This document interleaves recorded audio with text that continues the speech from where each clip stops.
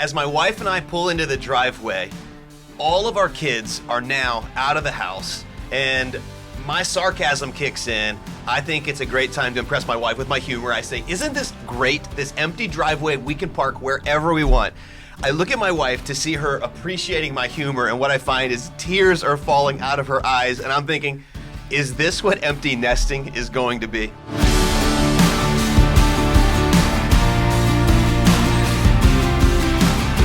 Welcome to the Jeff Kapusta podcast. On today's episode, we're talking about the seasons of parenting that my wife and I have navigated. And in particular, we're going to talk about the empty nesting season that we're currently in. If you're joining us for the first time, my name is Jeff. It's an honor having you here. Be sure to follow on socials at Jeff Kapusta. It'd mean a lot if you would like, share, even subscribe to this podcast. But today, we have the privilege of welcoming my wife, Michelle, to the podcast. Baby, thank you so much for being with us today. Yeah, it's great. Glad we can share. Would you say this is checking off a lifelong bucket list item to be featured on the Jeff Kapusta podcast? No, it was not. You get enough of this at home, huh? Yeah, never on my list. Well, why don't you give everybody the really quick Cliff's Notes on us? Okay. We've been married for 26 years. Let's go. We have 3 kids. Our oldest son, Riley, is in Minnesota. He's 23. And the latest. Yay. Just got engaged. Yes. Our daughter, Kenley, she's 22. She's finishing her last year of college in Sarasota, Florida. And then our youngest son, Emery, is 20. And he's still at home, but he started his own business. He's in college for construction management. Just really killing it with his business. We're incredibly proud of our kids, and Yes. I feel like any credit for the development of our kids has to go to you. I like to think I played like some role, but you have been the strength in our home, and that's why I wanted you here today. I got good ideas on parenting, but I realized something. You know, it's one thing. It's like, you ever been around somebody that doesn't have kids and they have concepts, they think they know how to parent, and then you have kids, Yes. and you're like, okay, God you bless know you. nothing. You know nothing until you have kids. I feel like we've had kids, and I still know very little.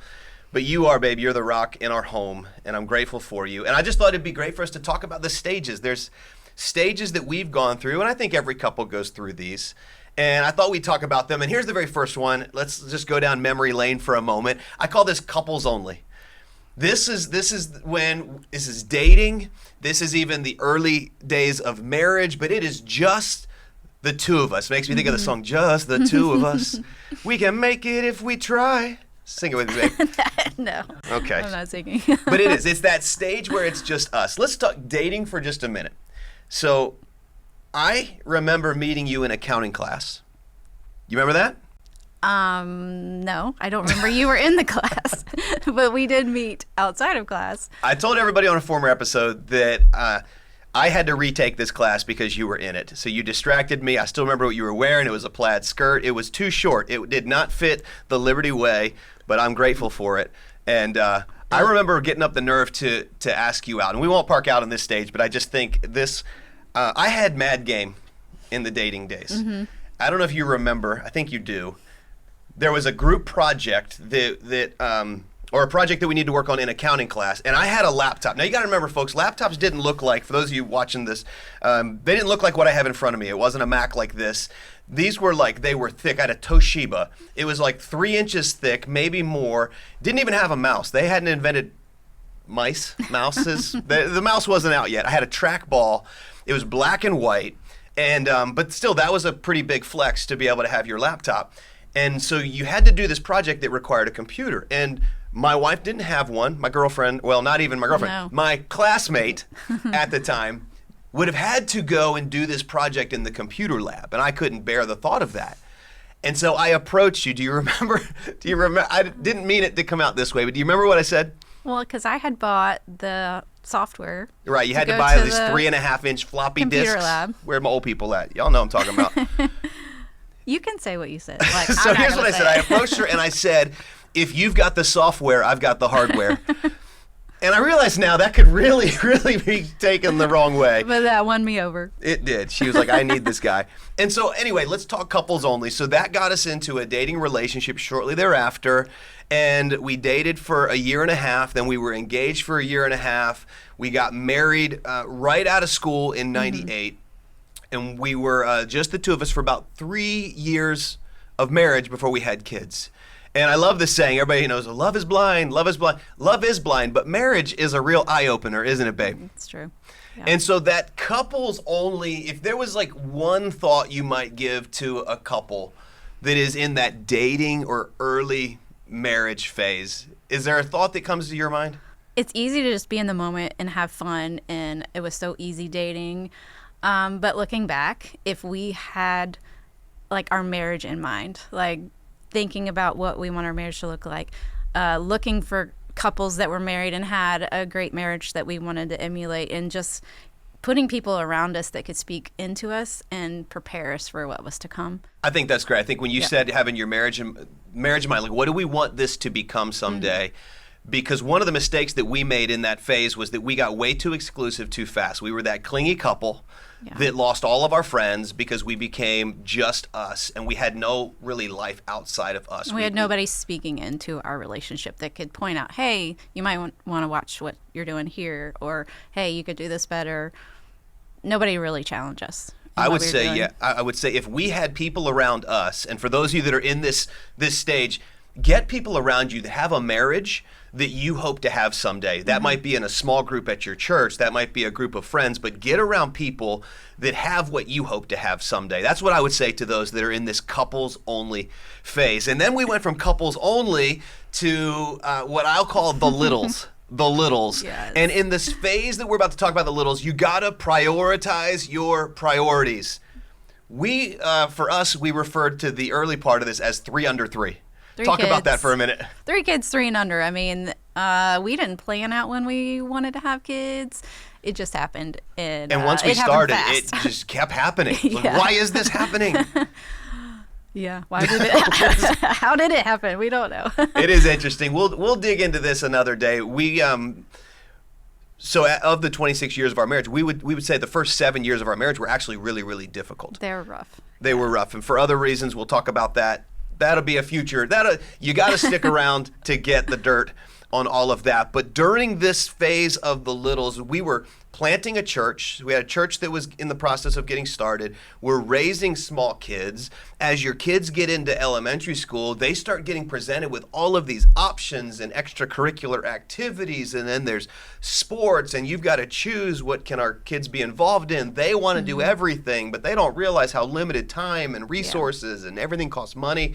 How did we balance family, sports, church, looking back on that, elementary age phase? It's such a busy season, and it's easy to get bombarded with all the opportunities for your kids and things you feel like you have to do as a parent. But I would say just understanding what your priorities are.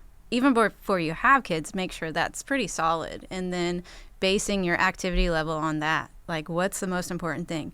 For us, church was very important. Our relationship with God and our family. Sports kind of came in after that. Like, we wanted to give our kids opportunities to do sports if they wanted to, but it was not going to run our schedule or run our life. So we made that very clear. Like, you can do a sport, and then that's it. Like, you're not going to do 3 sports. You're not going to do 3 activities. Right. One at a time. And I think we believed in our kids, and we wanted to invest in our kids, but the chance of our kids going pro, somebody needs to hear this. Your kid ain't going pro, okay? Yeah. So, celebrate them, invest in them.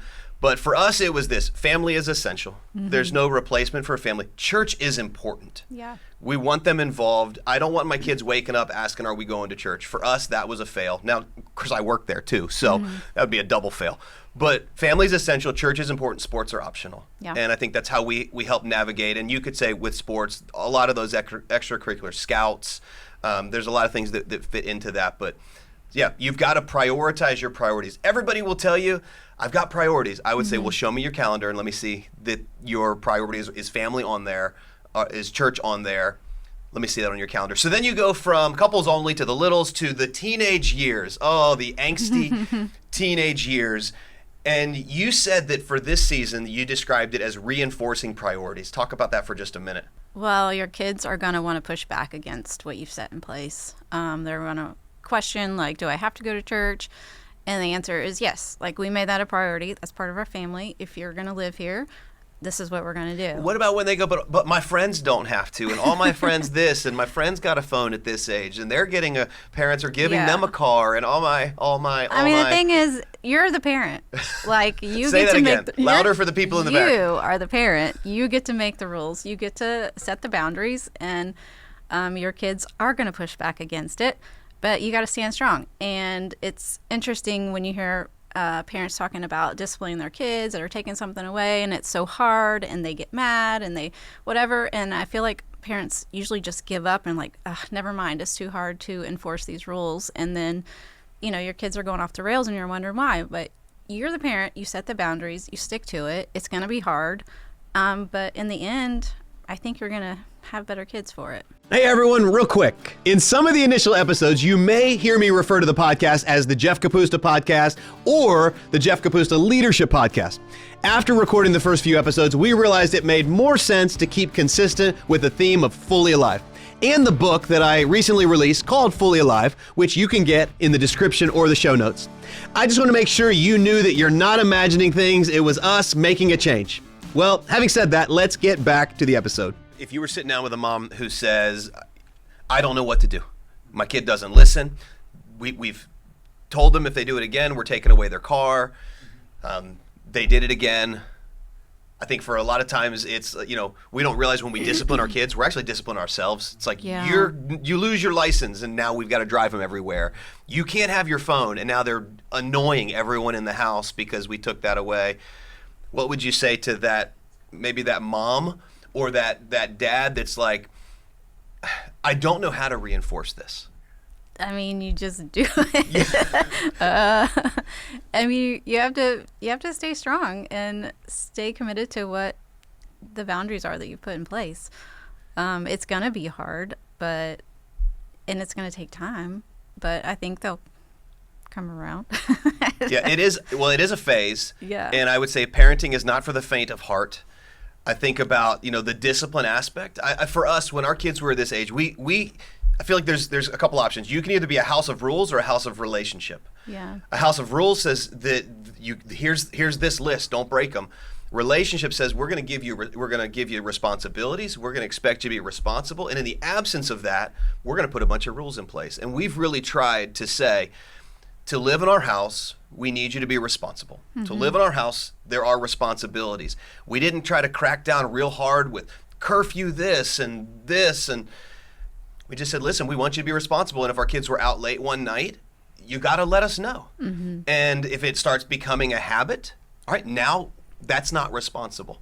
When our kids started driving, we said, we expect good grades. Now, we didn't reinforce this the way that we should have, but if you didn't make honor roll, you had to cover a certain part of your insurance. Anyway, we definitely didn't get it perfect, but we do have some pretty great kids. But I would say that we weren't afraid to discipline. We also weren't afraid to have tough conversations, and this is something that you were really, really great at. One of your prayers for our kids was that, God, if they are doing something that they shouldn't do, let me catch them. Yeah, and I told him that too. I said, I'm praying this prayer. And God, he revealed things to me, like whether I found something like they were doing, or one of them just blatantly showed me something they were doing. Like, it's crazy how God worked it out. But I told my kids, I'm praying this prayer. The Holy Spirit will let me know if you're doing something you shouldn't do. And he was faithful in that over the years. So maybe the encouragement is parents, pray some bold prayers. Yeah. And have some bold conversations. Yeah. And reinforce those priorities. This is what's important for us as a family. I know that for us in that phase, last thing I'll say and then we'll move on, is that family meals have always been important to you. Yeah. They've been important to me, and it's been something that no matter how crazy and busy life got, that was something we sat around the table together. Yeah, in this season of life, I think quality time with your kids, listening to what they're saying, being present, is just super important. Let's go into this final stage that we're in, and it's my favorite. It's called empty nesting. And it's not because I don't love my kids. It's because I really love my wife. Yes. I would describe this as catch and release. Okay, for those who fish, there's a lot of times you'll catch and you got to release. And I think the release, it's not easy for everybody. No. And as a mom, even as a parent, this time is coming, but you're not prepared for it until it happens. And then when it happens, you just sit crying in the driveway. I mean, That never happened. what? Well, so for us, we knew that they would go, whether it was to college or move out. There was a window where all three of our kids left the home way faster than we anticipated. Yes. All 3 kids moved out of the house within a 9-month period of time. Normally that happens 1 year, one leaves. The next year, one leaves, like that. But no. That's when I made the comment about the driveway's empty. This is amazing. I can park wherever I want because, I pay for the house. I pay for the driveway. Yeah. I should be able to park where I want. And I'm processing losing 3 kids. To the less sensitive member in the relationship, you're going to need to practice some sensitivity. Yeah. I was always the one that's like, the Bible says train up a child in the way they should go. Like, they got to get out of here. So let's let them go. And I think that is easier said than done. And so emotionally, as you said, it was taxing. But I look at it and I think, how has this impacted our marriage? Having our kids, even though one of them lives at home now, but for all intents and purposes, he's gone most of the day between work and friends and girlfriend and all that stuff, serving at church. It's just the 2 of us. We're back. We've gone full circle. Yay! This is what I always wanted. We're back. How would you say just the 2 of us? What's that look like for us? So in the beginning, it was grieving, a lot of grieving. I probably cried for about 3 months. But then it started becoming clear, like, oh, this isn't so bad at all.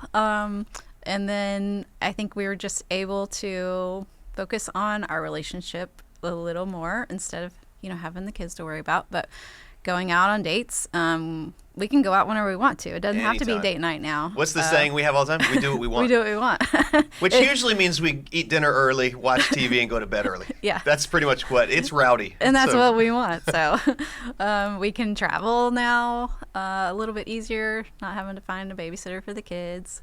It's fun. It is definitely something that I enjoy. And the reason that I wanted you to sit down and be on this episode with me is because I don't think you get to enjoy this stage unless you navigate the earlier ones in a healthy manner. It's making sure that we don't lose sight of us and that our priorities stay a priority. And so it really is. I love the fact that I am married to my best friend. I come home from work to a peaceful house, a beautiful wife, and a lazy evening. And it's amazing. You're my pickleball partner. We are the volley llamas, even though we need to get back into playing more. Yeah. It's fun being able to do life with your best friend. And so chances are, those of you joining us, I'd love to hear if you would drop maybe a comment. What stage are you in? And if there's questions you've got, we'd love to address it in future episodes or social media. But chances are you identified with one of these stages. I'd love to encourage you with just a couple thoughts. Here's the first one. Make your priorities a priority. I know we've all got them. But if you'd say it's a priority, does it show up in your life? Does it show up in your schedule? Does it show up in the way you spend money? What are you doing to make your priorities a priority, to make your marriage a priority, to make your faith a priority, to make your kids a priority? What are you doing to prioritize your priorities? Here's the second. Don't wish it away. Some of these stages are hard. They're hard, and they're supposed to be. Kids are tough, and boundaries get pushed, and rules get broken, and feelings get hurt, and things get said, and even in marriage, sometimes it's not what we signed up for. We say better or worse, but let's be honest, we usually got to get through the worst to get to the better. Whatever you're in that season, don't wish it away. I think about when our kids were little, and you think, if they could just get out of diapers, if they could just get out of this phase, well, before you know it, they're out of the house, and you wished it all away. So don't do that. And then here's the last thought is keep dating your spouse. Because someday it's going to be just the 2 of you. Again, you can either on that day be lovers or you can be roommates. Yeah. And there's way too many roommates. And so I want you guys to have what we have, an incredible marriage. I've told her before, I can't do this life without you. If you start dying, I'm going to die faster. Okay, that is my plan. I won't know how to navigate. I don't know where anything's at. I can't even find the mayonnaise in the fridge without you, let alone who knows where our money's at. I need you. I love you. I'm not doing this thing without you. But it has been an amazing journey. Empty nesting is awesome, and every stage is one to be celebrated. They're all very different. Honey, thank you again.